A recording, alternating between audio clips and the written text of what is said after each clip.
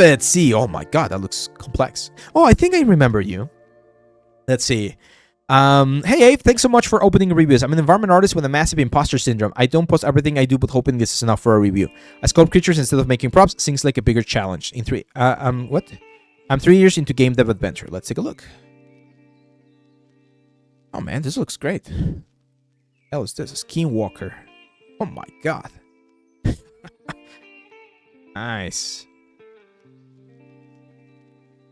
Rope trim wooden sculpt. Okay. View them, switch virtual texture substance. Interesting. Yeah, no, I mean, this is really good, man. I mean, dude, you're a senior lead environment artist. Like, you shouldn't have imposter syndrome, man. Like, if you were waiting for someone to tell you, nah, dude, you're fine, you're not an imposter, I can tell you, dude, you're not an imposter. Like, this is great. There's a couple of things that I'm noticing that could be improved, especially on the anatomy side of things. Like, we're doing a lot of like body horror type stuff, which is great. But if you're gonna be doing this, we really need to make sure that the anatomy reads cleanly. And right now, this looks very noisy. So a very common thing, and you probably have heard about this, is that we need to make sure that our textures are a little bit cleaner, right? Like, we can really see what's going on, right? Like, we can identify the different body parts, the different materials and textures. So that's cool, man. Like, this is very cool. This is Bekskinski. Nice. Yeah, again, it's just we need to be a little bit cleaner on the visual language of stuff, right? Because it took me a little while to understand what's going on here. I can see now that there's like an arm and that's the head. But we need to simplify some of the concepts. Take a look at what they're doing at Bethesda, right? With I said Bethesda with Doom, the Dark Ages, and all that kind of stuff. Yeah, no, man, this is great. This is great. Love that. Yeah, man, this is. I'm not sure what you're scared about. You're just here flexing your stuff because this is really good, man. You're doing great. If you're gonna start doing a little bit more of this horror stuff, then my only advice is do a little bit more study on anatomy. Because again, if let me explain what I mean by this. Oh, go to create them. There we go. Yeah, so for instance here, right? Like I can see that there's an arm right around here.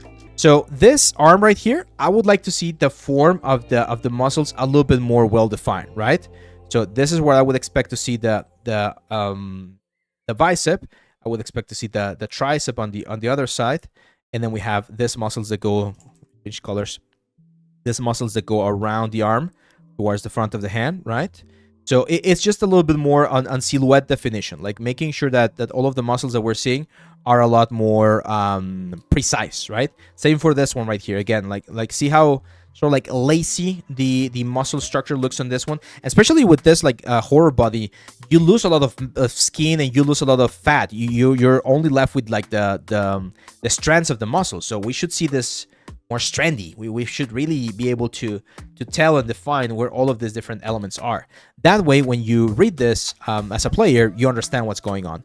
And I will probably simplify some of the texture. This is a concept that I got from Vitaly Vulgarov. You guys know this guy, Vitaly Vulgarov.